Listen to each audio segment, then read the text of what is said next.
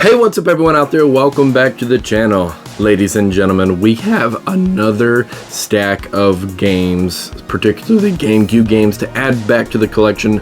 I've been just going crazy over the Nintendo GameCube on the collection scene.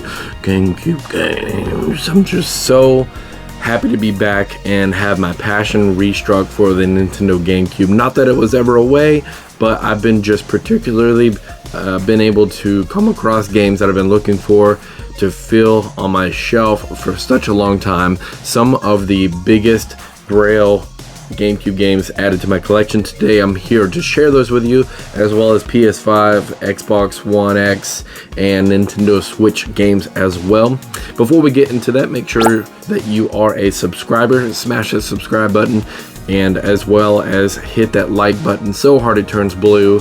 Help boost me up the YouTube algorithm to reach out to fellow game collectors just like you. Without further ado, this week's pickups. I've been out scouring the wilderness looking for these GameCube games. I'm here to share those with you. This first one was one that I got for my birthday.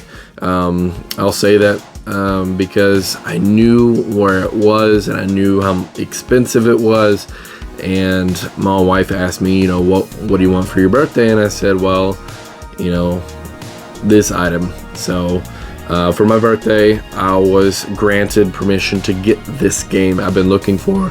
Prior to this, I've never come across this title out in the wilderness at all, and this was no exception. I still could not find it. However, I did win an auction online, was able to procure a clean copy of Wario World. A lot of the times you get these cases, and I don't know if it's the type of ink that they used or if they're overexposed to UV rays, but this case is always faded in like a yellow off hue, and this one is absolutely gorgeous condition. Looking over the back here, Wario is such a kooky character, and it was awesome of Nintendo to grant him permission to have his own adventure. And he's made several standalone games throughout the series on the Nintendo Wii, the handheld genres, but Wario World has been on my to-get list for so long. Finally was able to pull the trigger on one and get it, and whenever I got it home and was able to actually play this, it is so much fun. It's just a hodgepodge mix-up, beat-em-up goodness with Wario behind the steering wheel. So really cool. Thank you and shout out to my wife for letting me pull the trigger on this one for my birthday. So pretty cool. Happy to have that one in the collection. You know, a lot of you know, some of you may not know how I feel about the Splinter Cell series. I came across this one on the cheap, which is the first installment in the series, Splinter Cell, where you play as Sam Fisher. You go through playing as a Spec Ops type of individual where you're creeping through corridors, sneaking up behind enemies.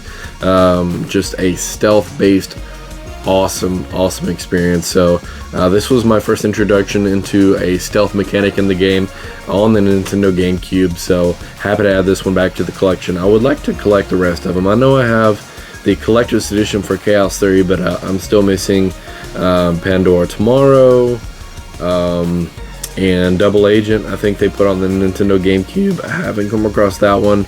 That one, for whatever reason, maybe a small print run, is more on the pricier side, if I'm not mistaken. But this next Nintendo GameCube game I didn't know even existed. And back in my day, I was a competitive skateboarder. I won several, competitions. and that was what I wanted to do with my life. I wanted to be a professional skateboarder, and I was heavily pursuing that career path. I was skating 8 hours a day, 365 days a year, and to that end, I was also into all of the things that come along with that, the video game side, the Tony Hawk's Pro Skater series. But I came across this one, and to my surprise, I've never seen it before, which is Evolution Skateboarding, made by Konami, of all things. This one features a lot of awesome skaters, such as Danny Way, that went on to make the Skate series. So Skate 4 is now in production, but this one had all of the kind of niche unique skaters. So this one had like Arctosari, of course Danny Way, like we had spoken of, and just Kerry Getz, just a lot of other skateboarders that were renowned, but they weren't as popular. And I think it was because of Tony Hawk's Pro Skater that the other skaters, went on to be as big as they were in their respective fields. But this one, because it was made by Konami, what I thought was really cool is you can actually unlock Snake, as a skatable player. I did play this one a lot. It is different. It is a change of pace from the Tony Hawk Pro Skater, but very, very cool to come across another actual skating sim style game. This one's more on the arcade side. You get a little bit more fun in that regards, but yeah, Evolution Skateboarding, Konami. Who would have known? Very strange. We'll just kind of shotgun through some of these other ones. These Nickelodeon games for the GameCube are starting to pick up in popularity, so we picked up on the cheap Nickelodeon Unite. I played it a couple of times since I purchased it. You can play as SpongeBob, Jimmy Neutron, all of your favorite characters that you can get, that you can expect from Nintendo, or not Nintendo, but Nicktoons. But yeah, played through it. It's nothing to write home about, but gotta have it.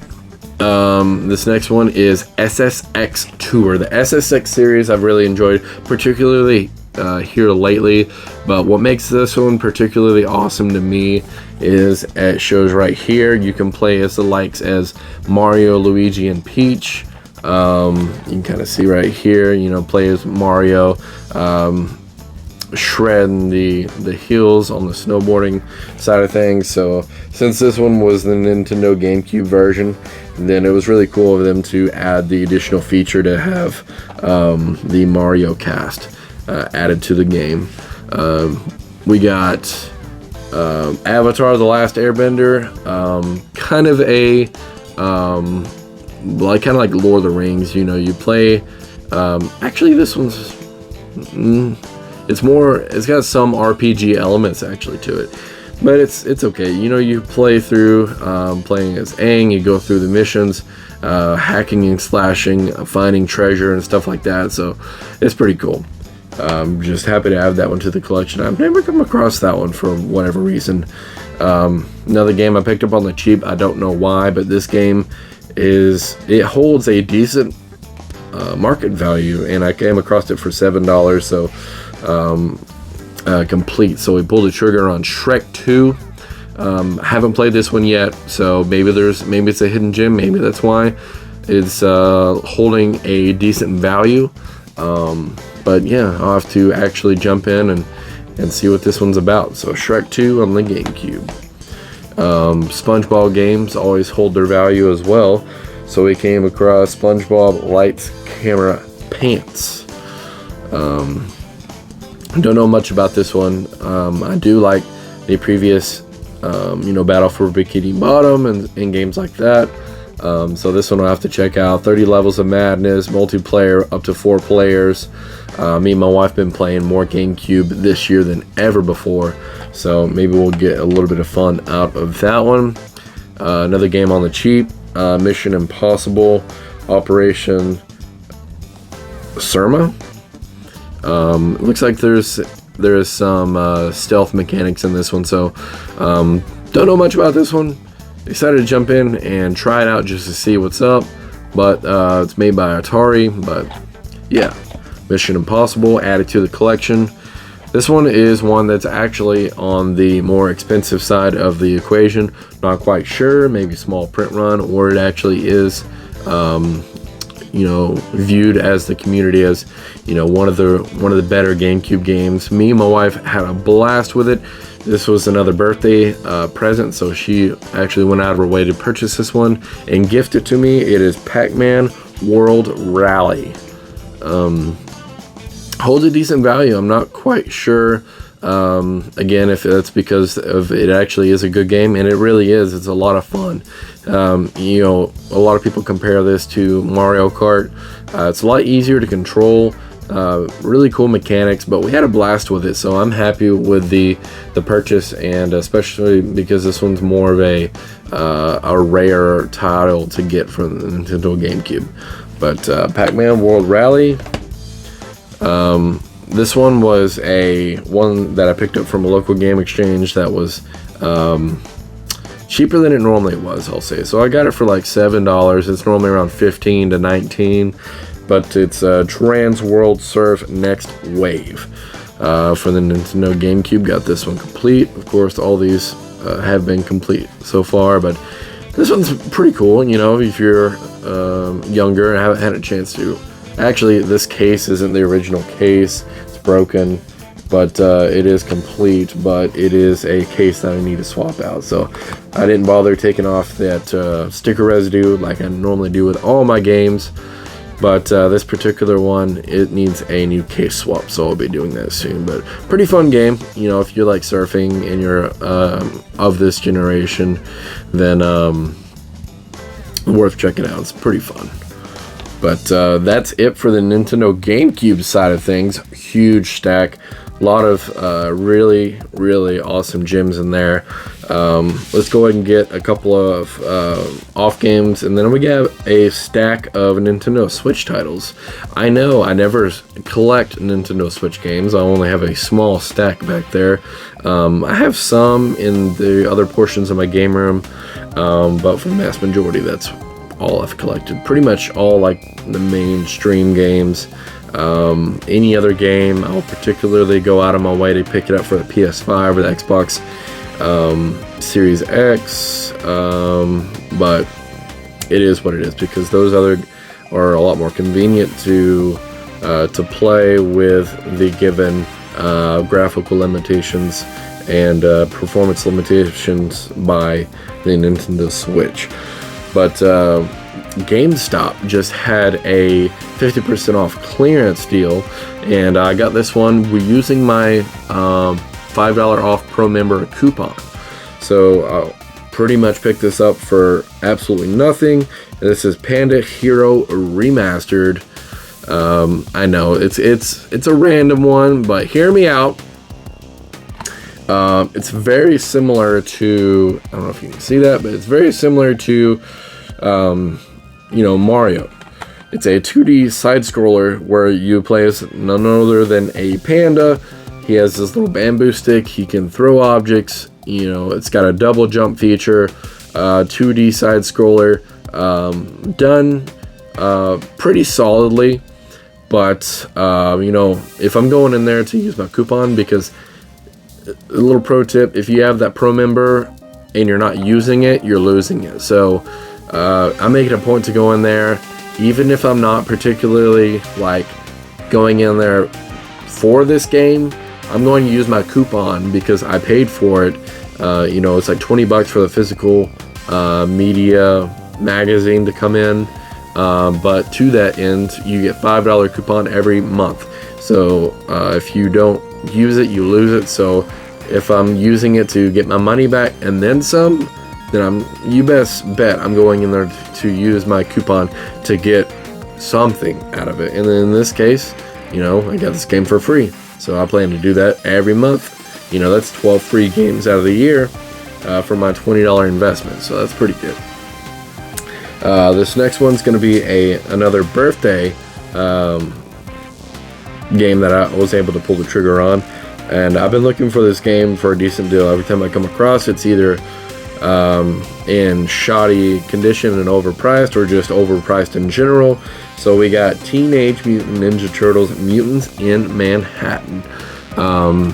This is a pretty fun game.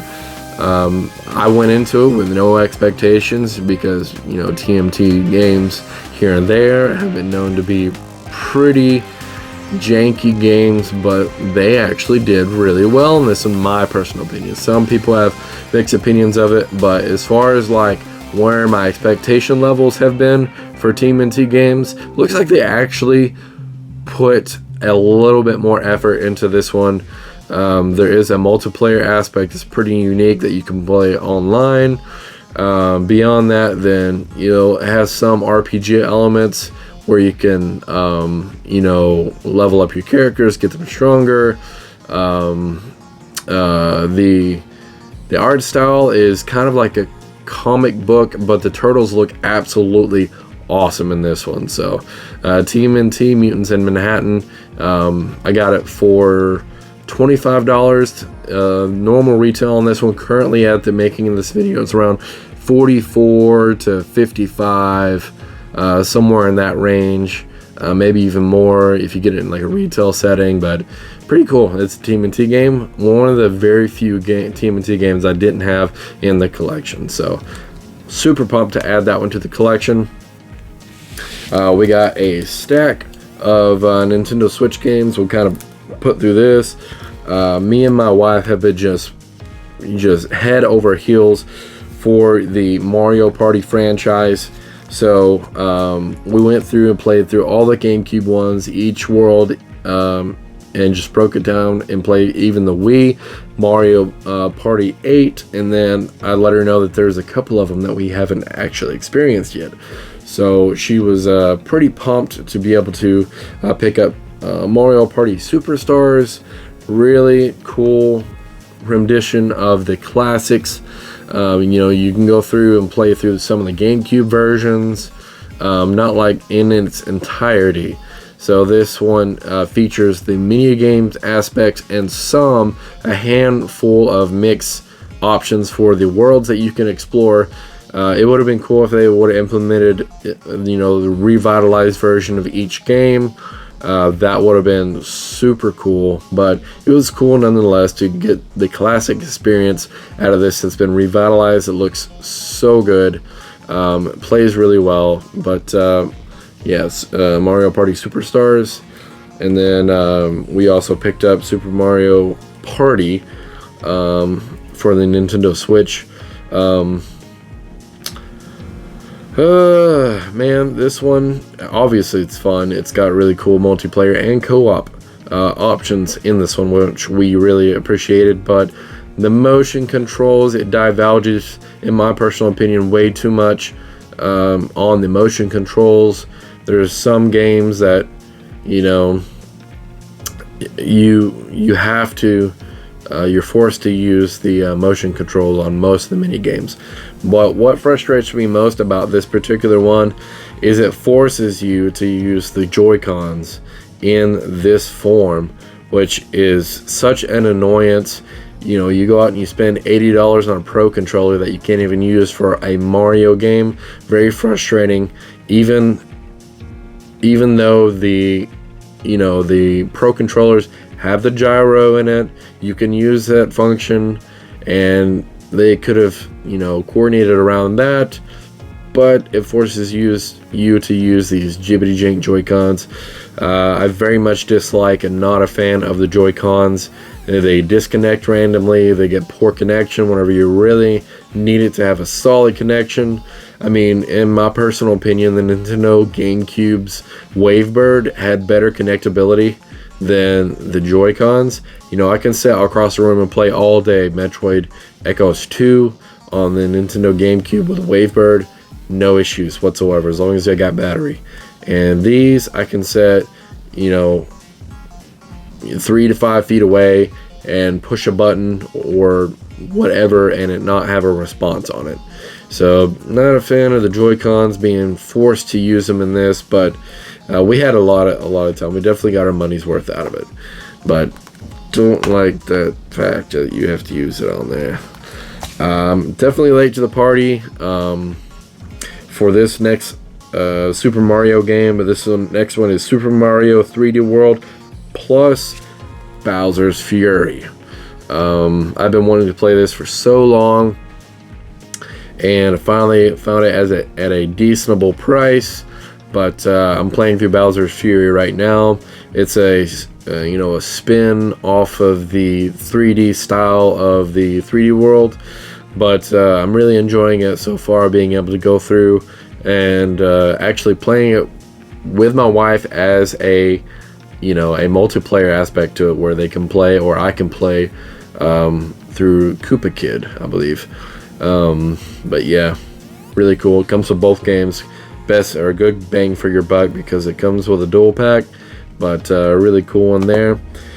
This one was a day one pickup. Me and my wife again play through Mario Strikers. We fell in love with it on the Nintendo GameCube. Finally talked her into experiencing it on the Nintendo GameCube. Went through, had a blast with Mario Strikers, and then lo and behold, without our knowledge of it, we actually found out that they were working on another one that came out the following month after finishing Mario Strikers.